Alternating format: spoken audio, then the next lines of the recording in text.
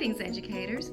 Today I'll be sharing with you how I operate my reading groups in class. First, on my smartboard, I do the mini lesson, and the students sit on the carpet in front for the mini lesson, where they might learn how to ask and answer questions by, me modeling reading a book and asking and answering those questions, making an anchor chart like the one you see here on the wall, asking and answering those questions and helping them formulate questions.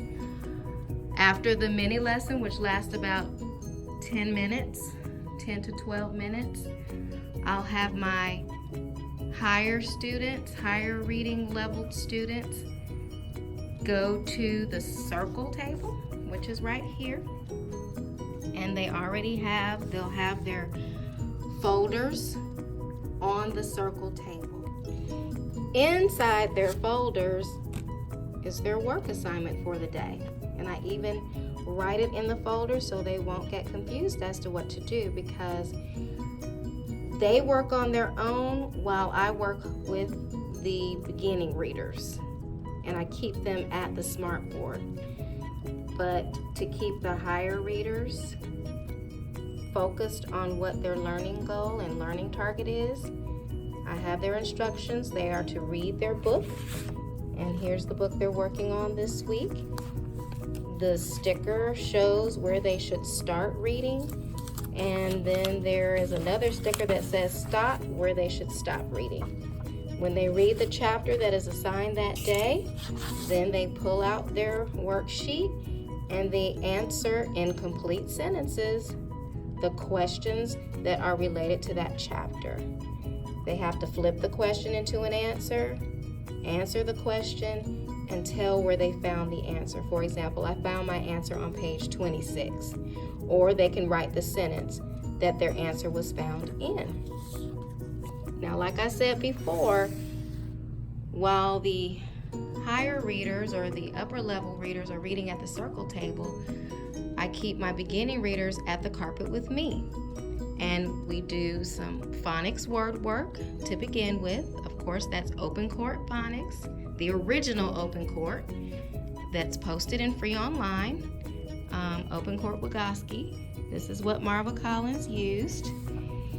And then when we're finished with our word work, I'll give each one of them a red folder. And of course, their student number is on the folder, and I'll call out their number so they can come get their folder. They take their folder to their desks and work independently while I move myself to the circle table and make sure that my upper level readers are focused and on task and completing their work correctly.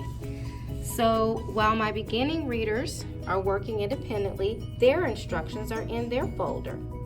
Read your book.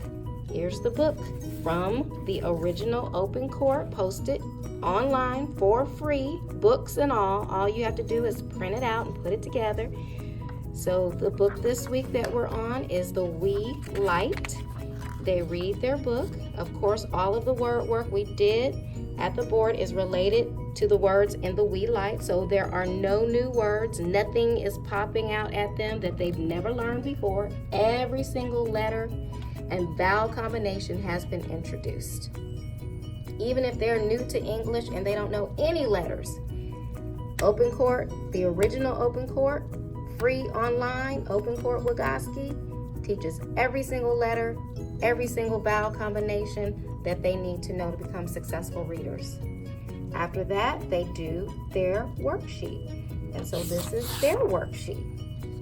And their questions are aligned to the book that they read. And they are expected to flip, answer, and turn, or tell. Flip the question into an answer the question, and tell where they found the answer. So they can write the page number, or they can write the sentence which the answer was found in. After that, they complete their phonics packet if they finished everything, And this is again free and online. It aligns to the Open Court, the original Open Court series, and it's called the Blue Book. It's a workbook. And so we're on lesson 9. So those are the pages that I copied, lesson 9, 10, and 11. I copied all the way up to the lesson for the entire week that we would cover.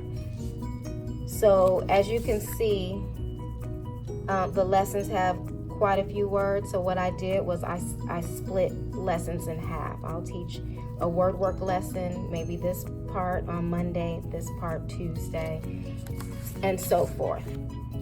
The next thing is read the books in your bag once you finish with all of that. So I have the books bags hanging on their chair, and these bags are stuffed full of books that I put in their book bag with books that are just right for each student.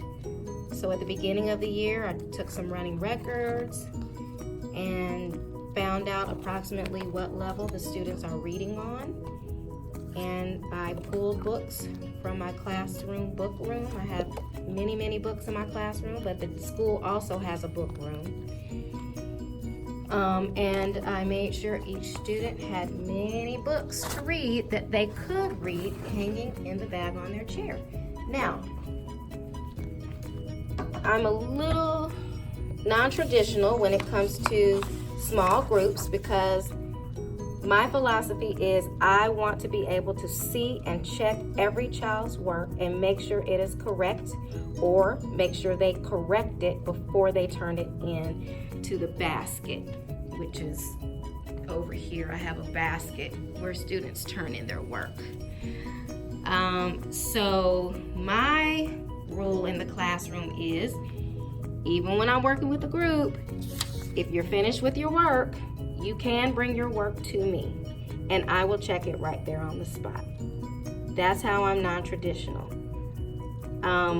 Any other interruptions, I discourage. You know, if you have a question, you can ask your partner.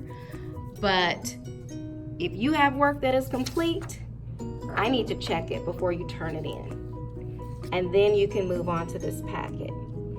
Now let's say I'm finished with my higher level group. I'll get up and I'll walk around and spot check each person's work in the lower level group. I'll also pull up a chair next to them and do a quick running record on the book that we're reading that week. Again, with the higher level students, I'll also listen to a student and see how their fluency is going, and they can decide along with me what their reading goal is. So let me show you their reading journals. Of course, it's the beginning of the school year. Here's a student's desk. I have several journals. I have a phonics journal where they write down their word work, math journal. I think the student has someone else's phonics journal, reading journal. So at the beginning of the journal, I have the goal sheet. And at the beginning of every journal, I have a goal sheet. So the math journal has a goal sheet as well. And so the goal sheet says, what is today's date? What am I doing well? What do I need to work on? What date was my goal achieved?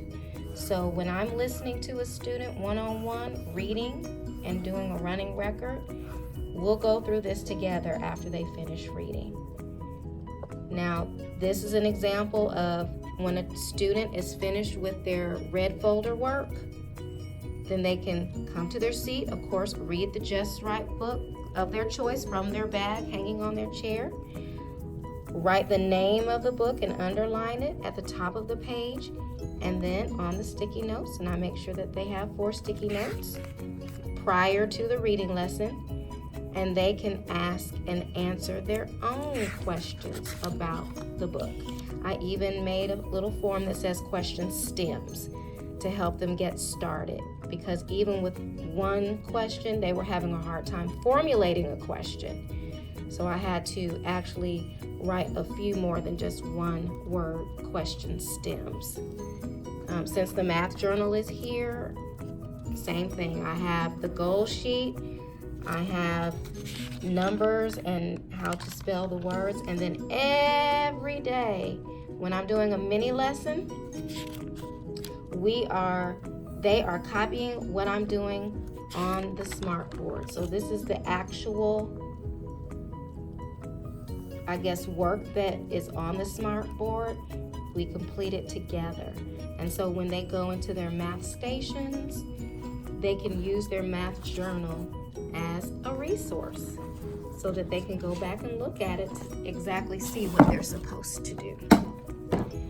So that's how I run my reading groups. If you have any questions, please send a message below, leave a comment, please share and subscribe. Have a great day.